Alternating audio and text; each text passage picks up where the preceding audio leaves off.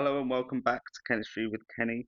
We are looking through our physics GCSE spec at the moment, and we're just going to move on to looking at forces. So hopefully you've watched all the other videos. If you haven't, please go check those out. But today we're going to focus on forces and Newton's first law. Let's start with Newton's first law, as this might be one of the things that some of you are watching this video for. Now, Newton's first law is sometimes called inertia. Okay, you might hear that word. Okay, let's write that here so you can see it. So inertia. Okay, but basically Newton's first law says an object at rest remains at rest, as well as an object in motion, so moving, remains in motion, so remains moving, okay, at constant velocity until acted upon by an unbalanced force.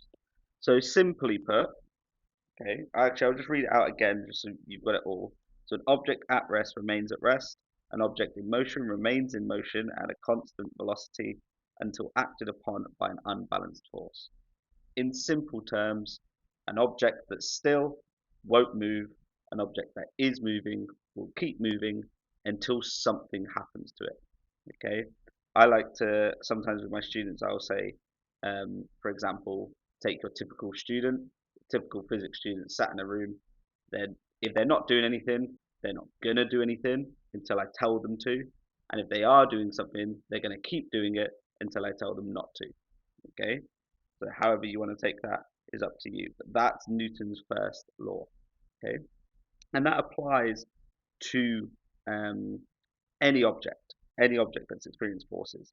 Now, when we talk about forces, okay, we show or represent forces using arrows. Okay, so for example, here on this left-hand side, we've got a small arrow and a big arrow. Okay, so this arrow, okay, let's say this is a smaller force, which means this big arrow is a larger force. Okay, the arrows represent the force, um, and the size of arrow equals amount of force. And then obviously the way the arrow is pointing is the direction of the force. And it is relative. It should be to scale. Now, most of the time, they're not necessarily drawn to scale, just because it's sometimes very difficult to do, especially if you're dealing with very big numbers or very small numbers. However, if we look here, let's say this arrow here is 6 newtons, okay, and I would say that that arrow is roughly 2/3 of this bottom arrow, which means this bottom arrow would equal 9 newtons. Okay, it's roughly 2/3. So roughly 9 newtons if these are drawn to scale. Now another thing to bear in mind is if they are acting, let's just do different colours so we don't start mixing everything up. If they act in the same direction, we can add those forces together, okay, and we end up with a larger arrow. If they are acting, let's go and just change the colour, in opposite directions, then we minus these arrows, and since these are the same size arrows, we would end up with 0 newtons. Okay, hopefully that makes sense. So when we get this unbalanced force, this basically means that we have an overall force acting on an object, and we can look at that by what arrows are on that object, which way are they facing, and how big are they. and then we kind of add or minus as much as we need to, and we can basically figure out, is there an unbalanced force? If there's an unbalanced force acting on an object, and this is really important, if there is an unbalanced force, that object has to change motion in some way. It could be a direction change, it could be a change in speed, or I guess you could talk about both of those together as a change in velocity or an acceleration. Okay, they're kind of the same thing, but something has to happen if there is an unbalanced force. If there is no unbalanced force or resultant force, no resultant force, then that object stays exactly how it was. Okay, now let's head over here and we've got some apples and some cars. Now, whenever you talk about the arrows and you talk about the forces, you look at vertical against vertical, and we'll talk about that, what that means in a second, and horizontal against horizontal. So, for example, this apple here, okay, there's two forces acting on this apple. Okay, there is a force acting upwards, which is the tension in the rope. Okay, and then there's a downwards force, which is the weight of this apple. Okay, and in this case, this is the weight. Remember, it's weight due to gravity. That's the force acting down. We'll do a lesson on that in a couple of lessons time. It's not called gravity, it's called weight. So we've got weight acting downwards. Now in this case, I'm just going to simplify this to the tension equals the weight. So this apple has no overall force, no unbalanced force. So there is no change in motion.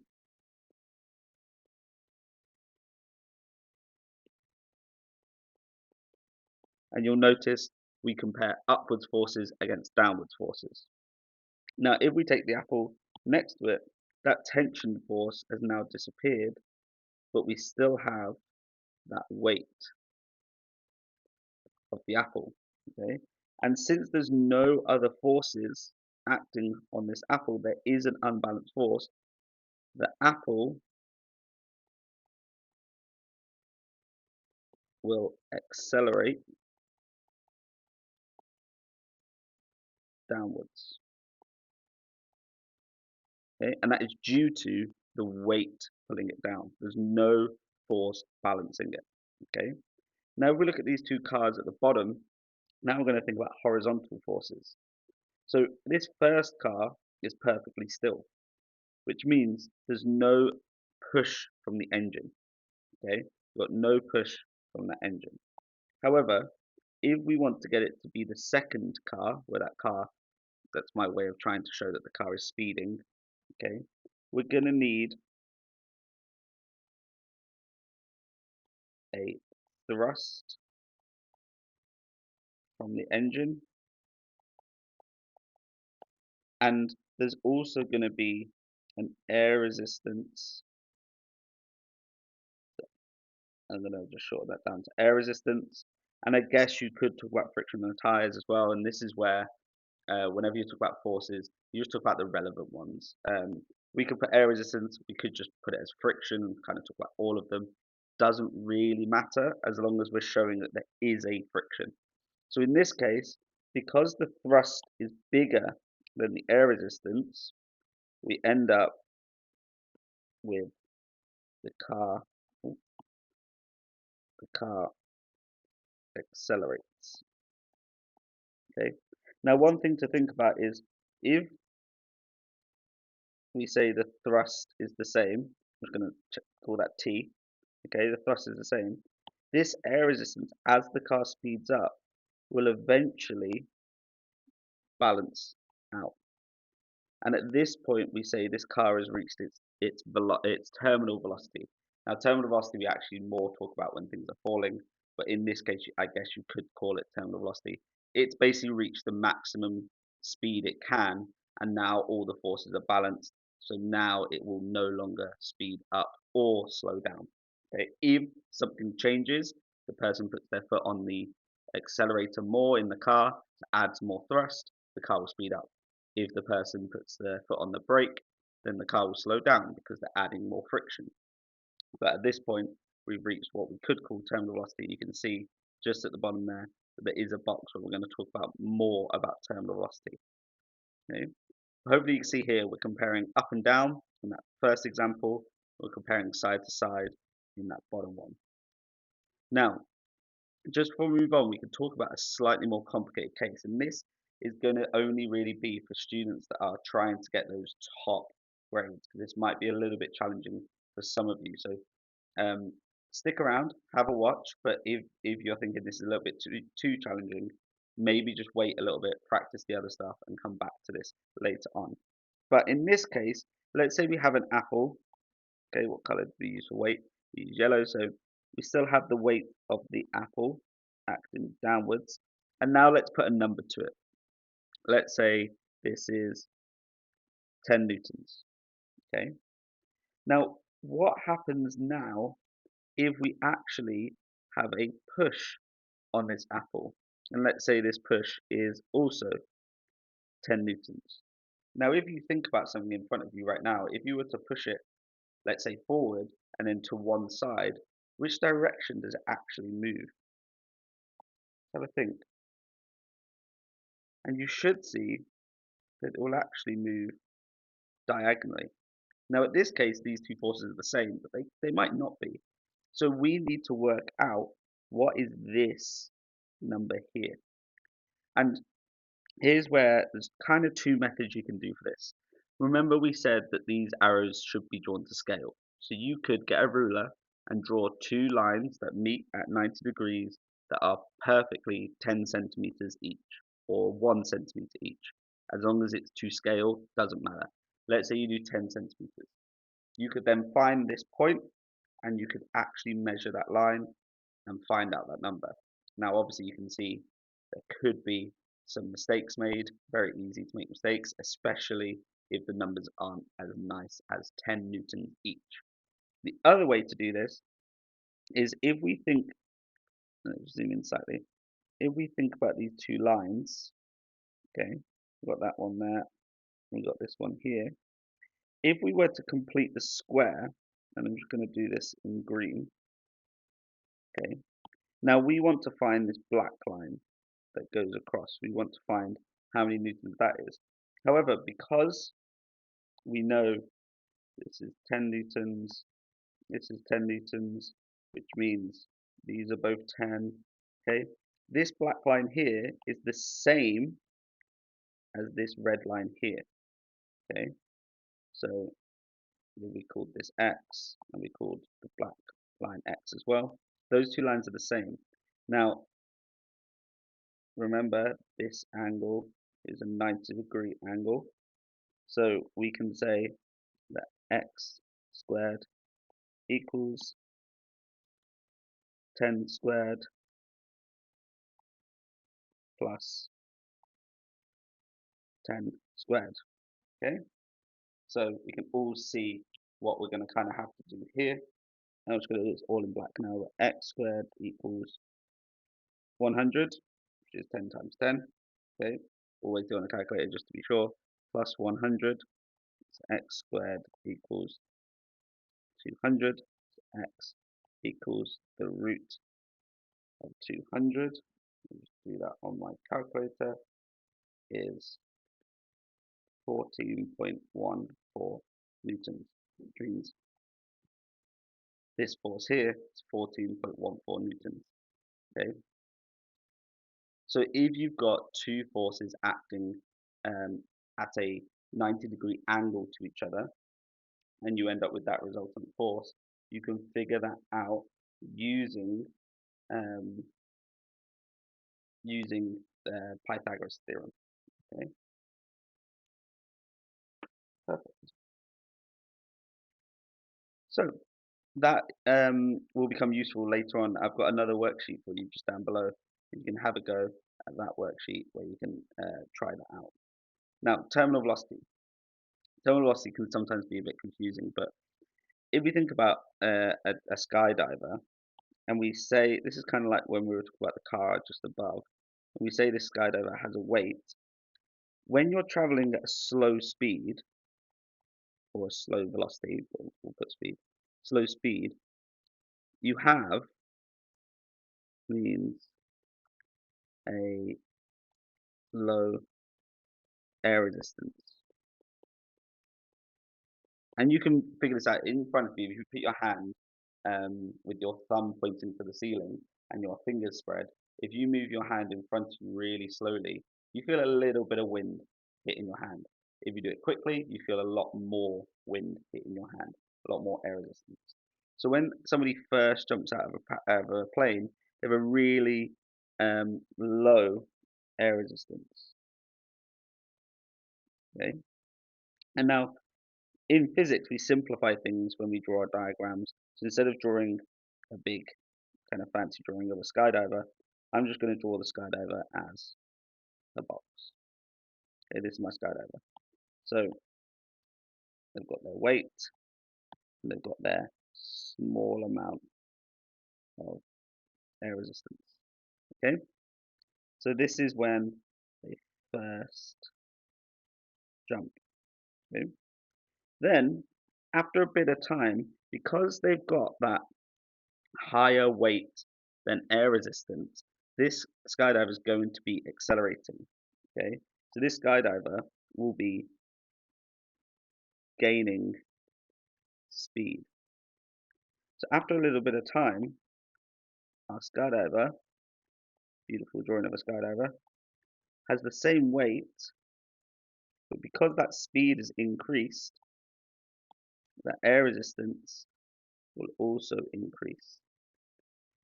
And at some point, so here air resistance is smaller, yeah, that's the right symbol, than weight. Whereas here, in that second kind of stage, air resistance is equal to weight. Which means at this point, this second kind of drawing, we no longer get an acceleration. And here we say it has reached terminal velocity. And if we think back to Newton's first law, because all of these forces are now balanced, this object, the skydiver, will no longer have a change in motion, an acceleration, a speed change, whatever, until an external force acts upon it. Okay, so at this point they've reached terminal velocity. Now, if we now go to this point and they increase or they open their parachute, we have the same weight. If we're kind of ignoring the weight of the parachute, let's just say it was already on their back. But now our air resistance has gone huge. Okay, and in this case, air resistance is a lot bigger than the weight. So in this case, remember we're already moving. We have a velocity. We're moving downwards. We have a constant velocity because we were balanced. We open up that parachute. Now we're going to actually start to slow down. And as we slow down, means reducing air resistance, and eventually we get to the point where, oh, color, where air resistance equals the weight again, and we will now be at a lower terminal velocity. Okay, so terminal velocities are just in that specific situation what is the maximum speed or velocity that something can reach. That's when all forces become balanced and it will maintain that velocity until something changes. Parachuter opens up their parachute, or in the real world, they might change their shape. They might spread themselves out more. They might close themselves in, bring their arms in. Okay, but something must change for that terminal velocity to change. Okay? And now the final thing to think about is we talk about all of these forces as horizontal and vertical. And so whenever you're thinking about a situation, have a think about there might be more than one force that needs to be bigger. and think about the apple that we looked at, where you can use one horizontal, one vertical to end up changing direction in a diagonal line. So if we think about an aeroplane, when an aeroplane is taking off, an aeroplane has its weight and it's going to have the thrust from the engines, which is going to be really big, and it wants to move. Its goal is to move in that diagonal fashion. So if the weight's acting down and the thrust, I guess that thrust would actually be a lot bigger in an aeroplane. Okay. Oh, I actually went to the pen. The thrust is going to be really big on the aeroplane.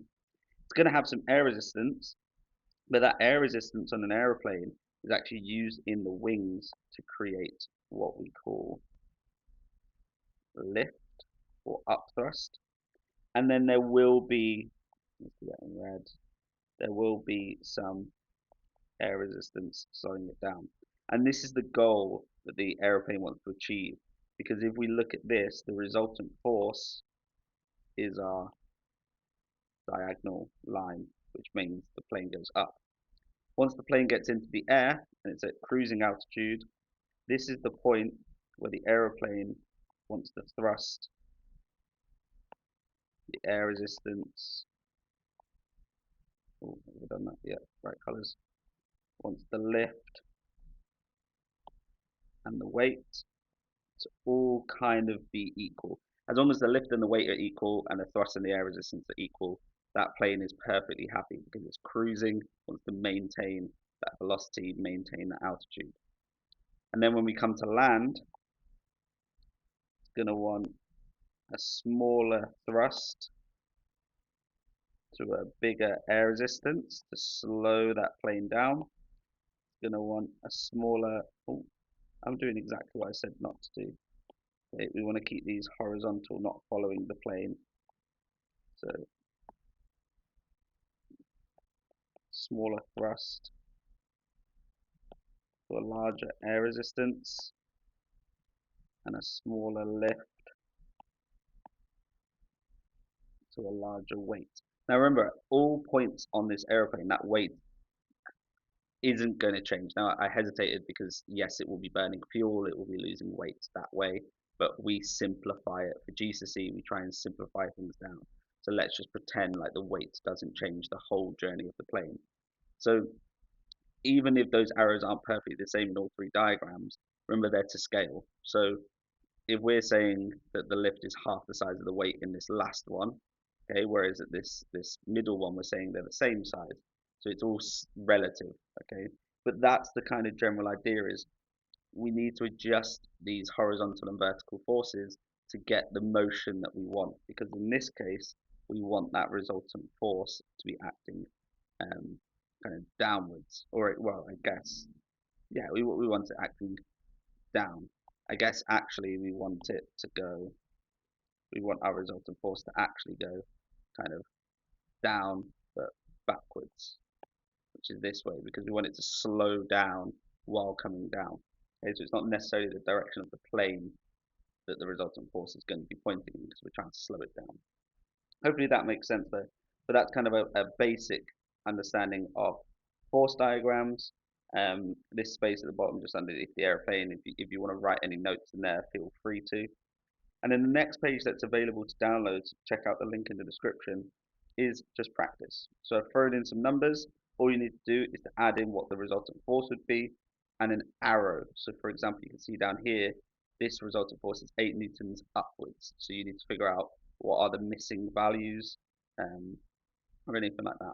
It gets harder kind of as you move across on each row. Have a go at that though, and I will be back with another video shortly where we will look at Newton's second law and a new equation.